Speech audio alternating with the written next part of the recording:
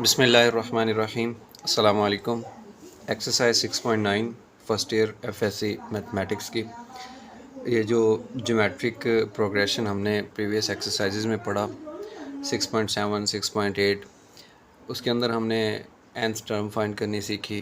Geometric progression की जो nth term का सम फाइंड करना सीखा, इनफाइनाइट टर्म्स का सम फाइंड करना सीखा, ज्योमेट्रिक मीन फाइंड करना सीखी।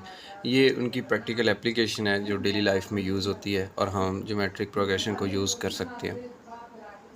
इसका पहला क्वेश्चन है कि a man deposits in a bank ₹8 in the first year, ₹24 in the second year, ₹72 in the third year and so on. Find the amount he will have deposited in the bank by the fifth year.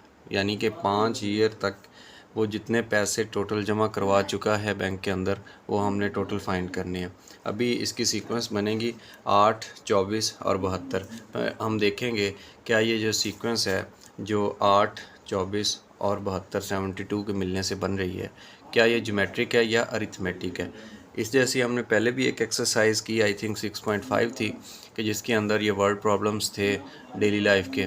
तो वहाँ पे because जो sequence थी वो arithmetic बन रही थी, that's why हमने अरिथमेटिक के जो फार्मूले थे वो यूज़ किए।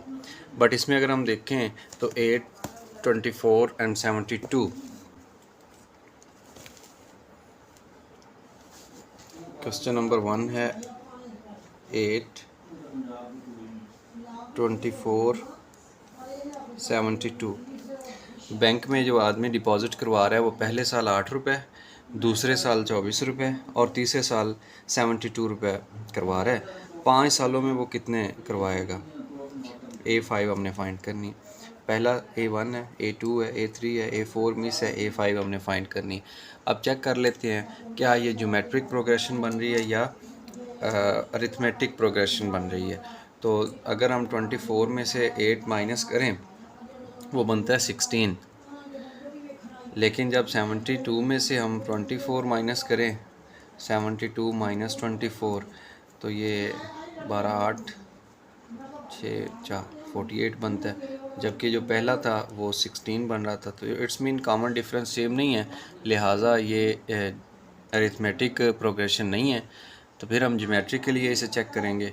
ज्योमेट्रिक के लिए हम क्या करते हैं, कॉमन रेशो चेक किया करते हैं। कॉमन रेशो क्या है, 24/8, 8 3 24। इसी तरह हम नेक्स्ट दो टर्म के चेक करते हैं। 72 है ओवर 24 है कॉमन रेशो।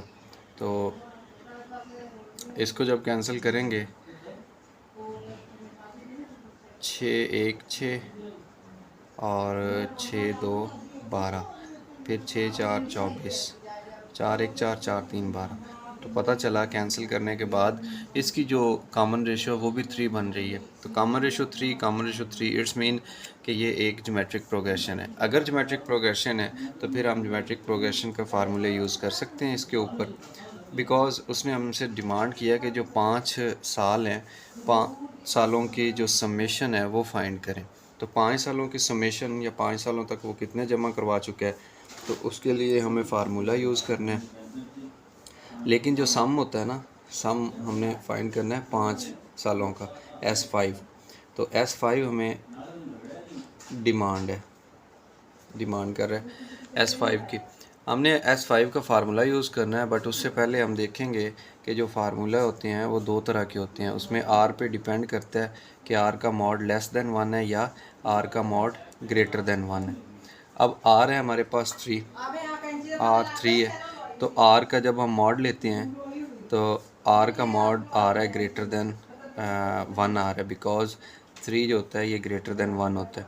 तो 3 आ रहा था R, पता चला ग्रेटर देन 1 है, तो ग्रेटर देन 1 का फार्मूला यूज़ करेंगे, which is first term into over R-1, ये SN का फार्मूला है। तो अब हमने इसको 5 के लिए यूज़ करना है। तो 5 क्या करेंगे, n को 5 से रिप्लेस कर दिया, ये बन गया फर्स्ट टर्म जो कि 8 है। फिर R की पावर हम 5 यूज़ कर रहे हैं n की जगह, तो ये 5 आ गया ओवर, फिर ये आ जाएगा 3 माइनस 1। तो इसकी कैलकुलेशन के लिए हम कैलकुलेटर भी यूज़ कर सकते हैं, अदरवाइज़ नीचे अगर हम देखें तो 3 माइनस जो बन रहा है 3 माइनस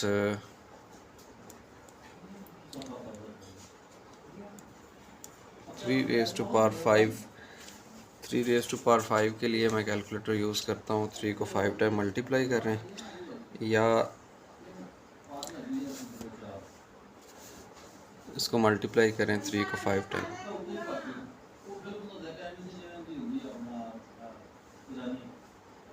1 2 3 4 5, तो 243 बन गया।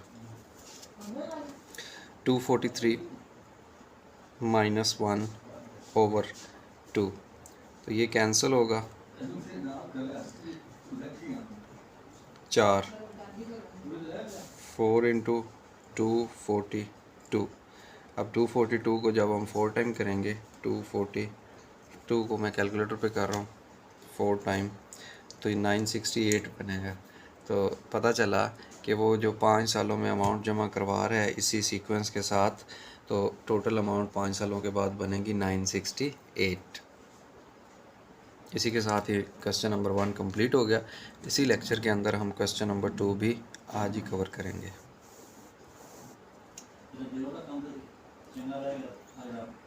क्वेश्चन नंबर 2 की स्टेटमेंट ये है बुक के अंदर कि a man borrows rupees 32,760 rupees without interest and agrees to repay the loan in instalments, each instalment being twice the proceeding one. यानी कि उसने 32,760 रुपया लिया है और बग़ैर सूद के वो वापस करना चाहता है। तो जो इतनी भी उसकी इंस्टॉलमेंट है, अभी हमें नहीं पता कितनी है, लेकिन जितनी भी होगी पहली इंस्टॉलमेंट, अगली दफ़ा जब देगा तो वो उस पहली इंस्टॉलमेंट का डबल देगा।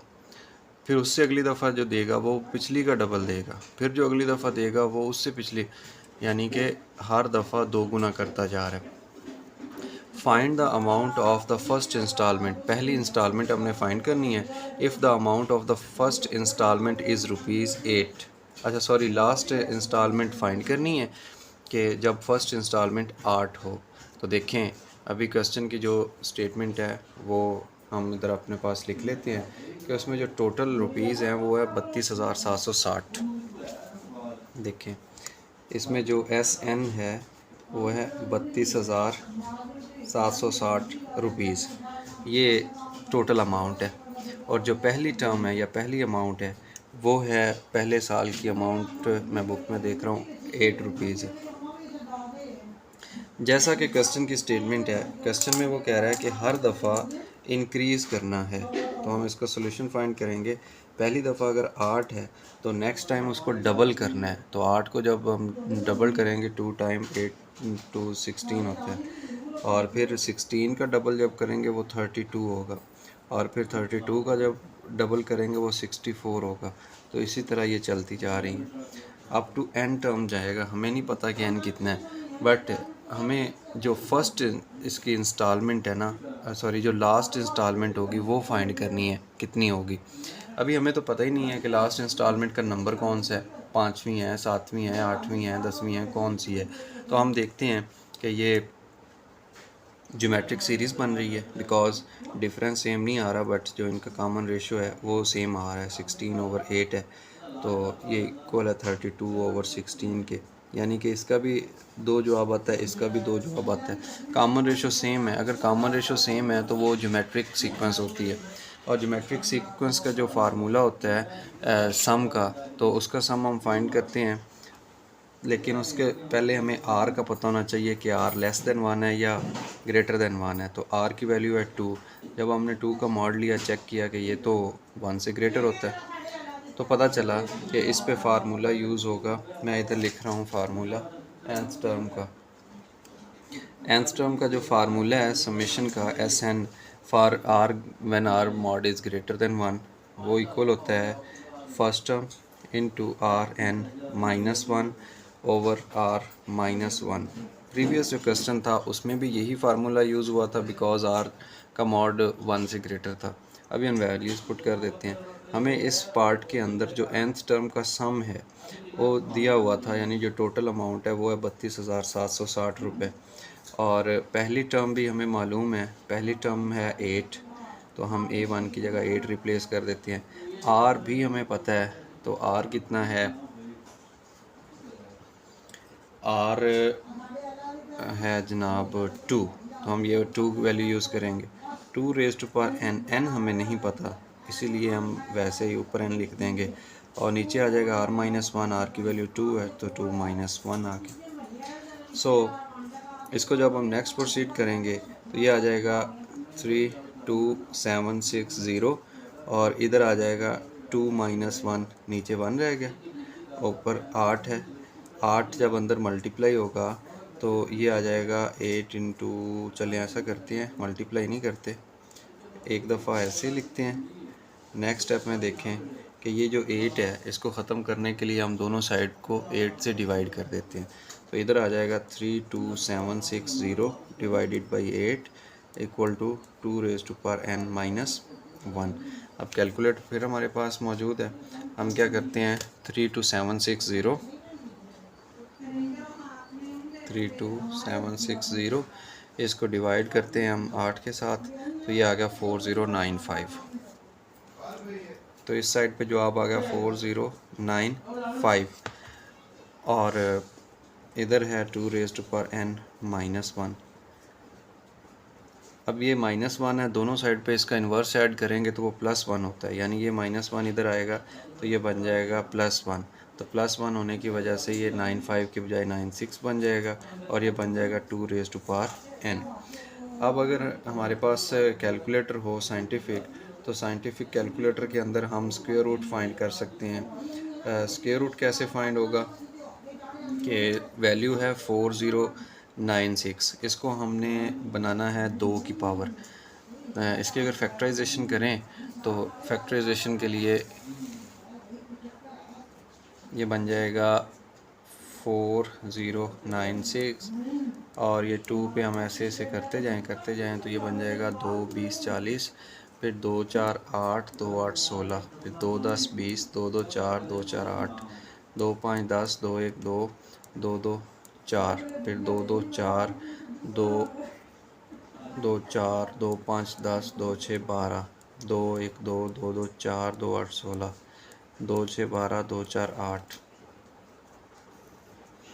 2 3 6, 2 2 4, 2 16 32, 2 8 16, 2 4 8 और 2 2 4, 2 1 2।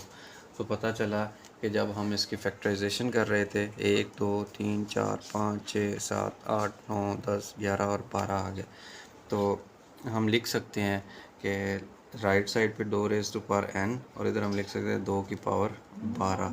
अब चूँकि बेस सेम है लिहाजा ये इम्प्लाई करेगा कि n equal to 12, power equal to power, because base is same और दोनों इक्वल वैल्यूज़ हैं, लिहाजा n की वैल्यू आ गई 12। अब हमें ये नहीं चाहिए था कि n की वैल्यू क्या है, हमें तो जो an है ना वो टर्म फाइंड करनी थी कि nth टर्म कौन सी है, यानी जो लास्ट टर्म होगी वो कितनी वैल्यू उसकी बनेगी जो उसने बैंक में डिपॉजिट करवाने हैं। लेकिन हमें यहाँ से एक पता चल गया कि वो 12वीं टर्म है। अब जब 12वीं टर्म है तो हम 12वीं टर्म का फार्मूला लगा देंगे। ज्योमेट्रिक प्रोग्रेशन है, ज्योमेट्रिक प्रोग्रेशन की जो nth टर्म होती है उसका फार्मूला होता है first term into r raise to power n-1। अब n को रिप्लेस कर देते हैं हम 12 के साथ, बिकॉज हमें 12वीं टर्म चाहिए। तो जब n को हमने 12 से रिप्लेस किया तो यहाँ पे फर्स्ट टर्म की जगह आ जाएगा 8 और r की जगह पे आ जाएगा 2, जो कि ऑलरेडी हम फाइंड कर चुके हैं। n की जगह पे आ जाएगा 12 और ये -1, तो बन जाएगा 8 इंटू 2 रेज़ टू पावर 11। अब कैलकुलेटर हमारे पास मौजूद है, हम लिखते हैं कैलकुलेटर के ऊपर 2 रेज़ टू पावर 11, यानी कि साइंटिफिक कैलकुलेटर में आप 2 लिखें, फिर उसके बाद ये वाला बटन प्रेस करें और फिर 11 लिख दें, तो 2 की पावर 11 आ जाएगी। अब 2 की पावर 11 क्या हो गई, वो कैलकुलेटर के मुताबिक बनता है 2048।